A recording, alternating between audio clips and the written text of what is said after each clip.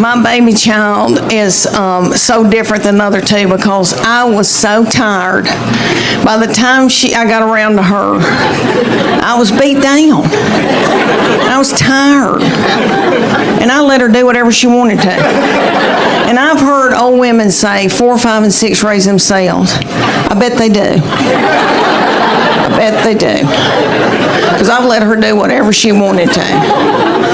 I was so on top of my game with those first two. I was like flashcards. You're going to make 100 on that spelling test. And I was up in school, I was room mom, and I was taking yogurt and muffins, and I was all up in everything. That third one came along, and I was like, can she read?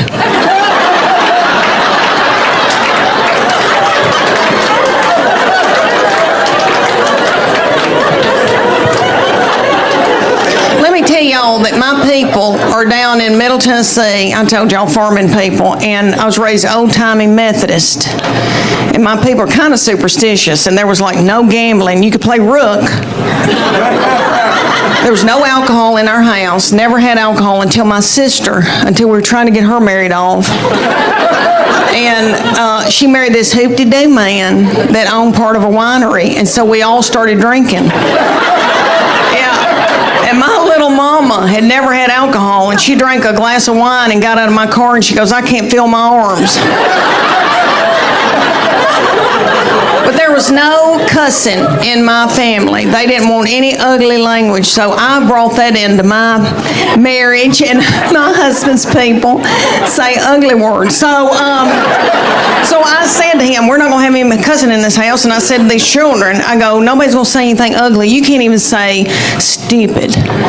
You can't call anybody stupid. You can't say but. If you do, you're going to be in deep doo-doo.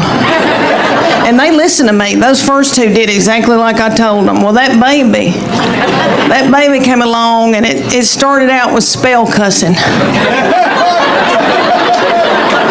She'd come in a room and say, what the H?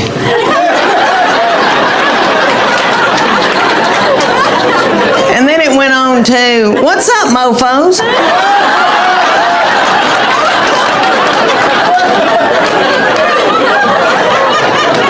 His name is Chuck. She go, Chuck, you a-hole.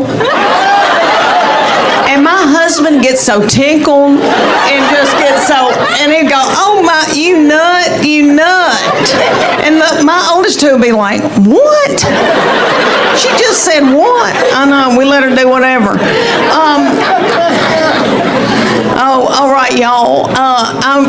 Because we are taping this, I'm trying to get in different material, and I'm trying to do new, and I'm out of my mind because I'm in brain fog. So y'all bear with me. I'm trying to switch it back and forth. Okay, I got to tell y'all that with me and my husband being just me and him, we probably need to go to a retreat and learn how to communicate again. He traveled. He's always had a big job. He's an executive with a big company and stayed gone, and we wanted him to.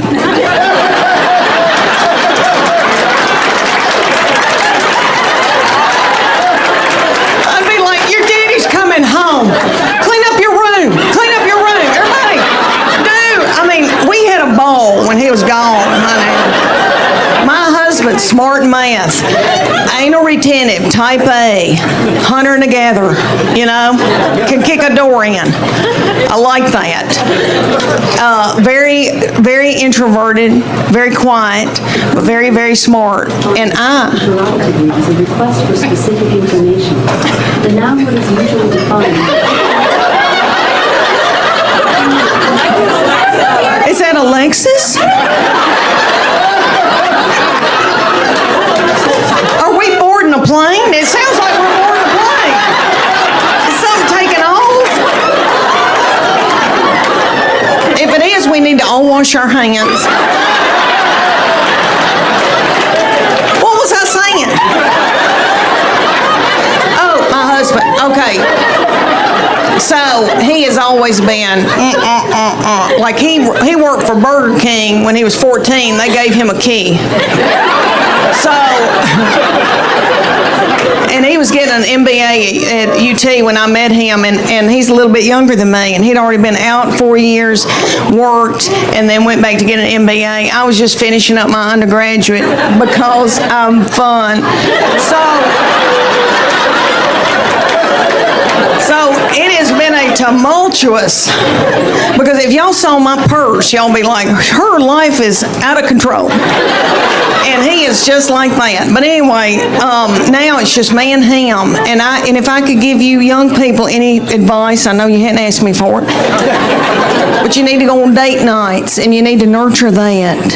And I know everybody's driving in a car, and everybody's fighting, and everybody's got something in a crock pot, but you need to do that with your husband, because one day it's just going to be you and him, and you're going to look at him and go, who are you?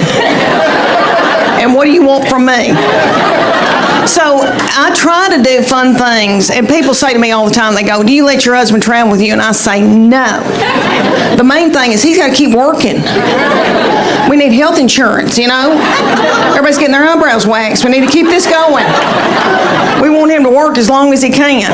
The other reason is he loves a hotel. You know, men love a hotel. And I gotta work. I gotta put on makeup and get on Spanx. And so I'll take him to a hotel and he gets a glazed look over his eyes. And I find myself doing this. And it doesn't have to be a nice hotel. It could be a Scottish Inn. And there could be a bloody spot on the carpet where there's been a murder. It wouldn't bother him. But anyway, I don't let him do that. So let me tell y'all, about 2 months after that, I got us tickets in Nashville to go see Hart and Joan Jett. I know, little Joan Jett. It was probably about 100 degrees, and it was outside, and it was hot and sweaty and humid. Little Joan Jett comes out in leather, and let me tell y'all, she's the size of this glass. Joan Jett. But she rocked it, and she has filler, a lot of filler, and it looks good. It looks good. And I've never wanted it until now. And I think, should I get my lips plumped up? Because what happened to my lips? My lips just sucked up into my body. I used to have lips. Anyway, so she came out. She was wonderful. And then Nancy and Sweet Ann and Nancy came out, the sisters, Hart. Ann's the oldest one, you know, the dark-headed one. She came out in a big pair of orthopedic tennis shoes.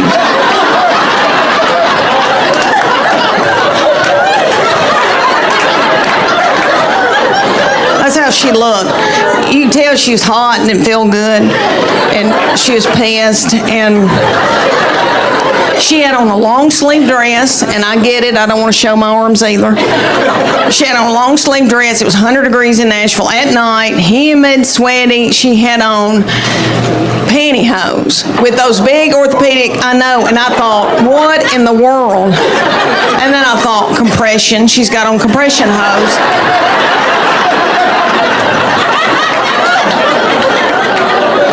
She sang like a bird. And then Nancy, sweet Nancy's doing okay. You know, Nancy's a little bit younger. She can still jump. But they were wonderful. Anyway, we try to do stuff like that. And I've told him, I said, we need to build intimacy. And not your kind of intimacy.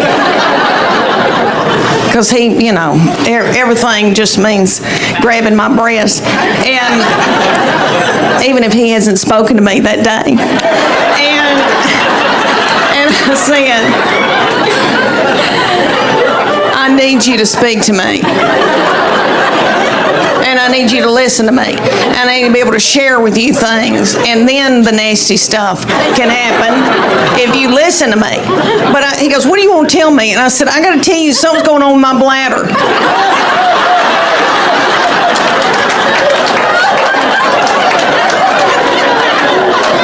He said, I don't want to know. I don't want to know. And I thought, that's odd, because I've had your children. And I went through a lot, you know. I had 3 babies 2 different ways.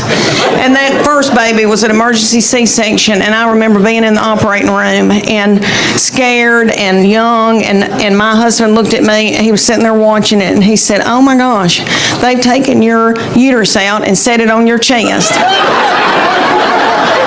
And I was like, he said, "It looks like a Cornish hen."